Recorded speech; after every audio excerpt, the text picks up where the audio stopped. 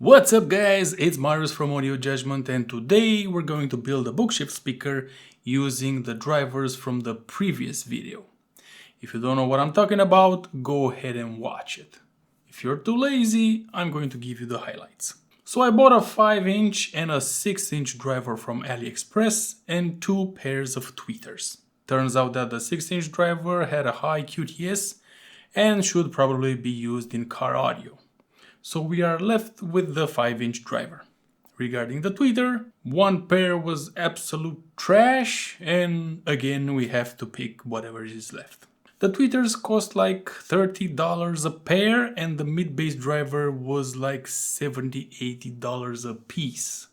So not cheap drivers.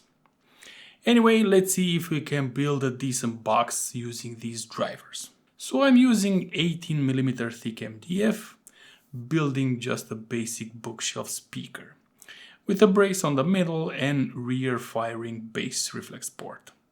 The port is 2 inches and it's tuned at 55 Hz. If you are familiar with the precision port, you just get the 2-inch port and use only the flares and the connection ring, no tube at all. In the end, we have this basic box. And after measuring the impedance of the woofer, we can see that we have some nasty squiggles in the response. As a result, I'm adding some damping material to the box to minimize those resonances. And after lining the walls with this stuff, the impedance response looks better-ish. Now let me invite you into the roller coaster of speaker building. First of all, I'm going to do some basic measurements and designing a preliminary crossover. All good, frequency response looks like this. However, when I listen to the speaker, I can definitely hear some distortion, especially when I'm a bit generous with the volume knob. So we identify the problem. Now we have to solve it. The cool part of it is that you have to figure it out for yourself. Sometimes it's obvious, but sometimes you feel like you are in an escape room where you're stuck and can't progress because of a puzzle you just can't wrap your mind around it. You're probably tempted to say that you can go online and ask for help. I tried to help people before and troubleshoot audio problems, but I don't know what your measurement setup looks like. If you wired the gear correctly, I can't hear the issue you are talking about. It's like having a health issue and going on into a forum to diagnose yourself. It's usually nothing at all or you have a limited time to live. So it's up to me alone to fix this problem. I must walk on this path alone and start by looking at the distortion measurements. We can see that there is a spike at 2.5 kHz and another at 7.5 kHz. Now normally this wouldn't be a red flag for me because it's still at 1% THD. But when you're out of ideas, you cling on to anything and even start to make connections. I remember that the tweeter had a double peak in the impedance response. The resonant frequency and this hump, which shouldn't be there, had exactly 2.5 kHz. And to give an explanation for the 7 kHz distortion, the woofer has a massive cone breakup at that exact frequency. And it might create problems, even though it's quite far away from the crossover point. Anyway, back to the drawing board.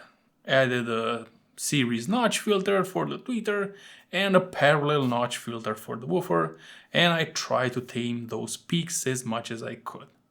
Now with the new crossover, the response looks flatter, but the distortion problems are still there. After scratching my head a few more times, I realized by looking at the distortion measurements of each individual driver that the 7 kHz problem is caused by the tweeter and the 2.5 kHz problem is caused by the woofer. Not much I can do about that.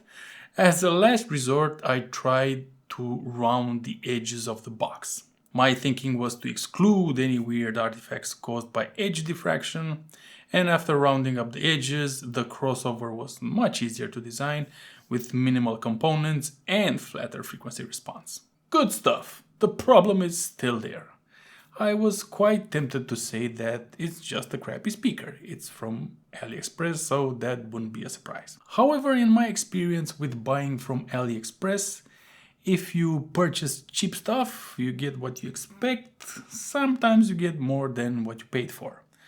However, when you buy expensive stuff, you usually get a better value, so I'm not going to put the L badge on this speaker just yet. Started to look at the speaker behavior when distortion is noticeable. It starts at a decent volume, but not enough to make the speaker look like it's stressed out. Definitely average excursion. No smell of hot coil, so definitely in the speaker power handling parameters. If there would be some sort of problem with the speaker, like the coil rubbing against the pole piece, that would also be noticeable at low volumes as well. As a result, I'm quite suspicious of my other equipment in the signal path, especially the amplifier. I have this nice audio engine N22.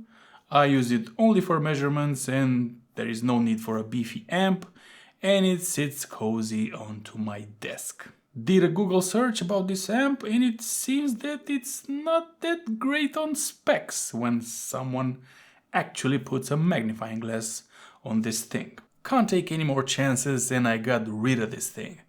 Also, I bought this beast just for measuring speakers. I like the fact that it has this pure direct button which bypasses anything that might alter the signal. Naturally, I did some A/B testing to see if the amp was the problem. Not only it was the problem, the little amp died while doing the testing. The distortion I heard through the speaker was actually my amp telling me that it's dying. Oh. So finally I can say that this is not a bad speaker. No more distortion when I'm listening at moderate high levels. If we look at the distortion graph, those peaks are still there, but again it's around 1% and shouldn't be something to worry about. I think the general consensus is that anything below 1-2% is not detectable. Some, which are more generous with the numbers, say that at high volumes even 5% is fine. If you're looking at the lower end of the frequency spectrum, you need to ignore that because those are room reflections and will pop up as distortion in this graph. The speaker goes quite low, plays down to 50 Hz, which is impressive for a 5-inch speaker. I'm going to post the speaker build plans on my website. If people want to make a bookshelf speaker using AliExpress speakers, they can copy this design. The only drawback is that the bass driver is not that affordable. Regardless of that, I'm going to do the obligatory sound test, play a few copyright-friendly tracks. So I'll see you next time and enjoy.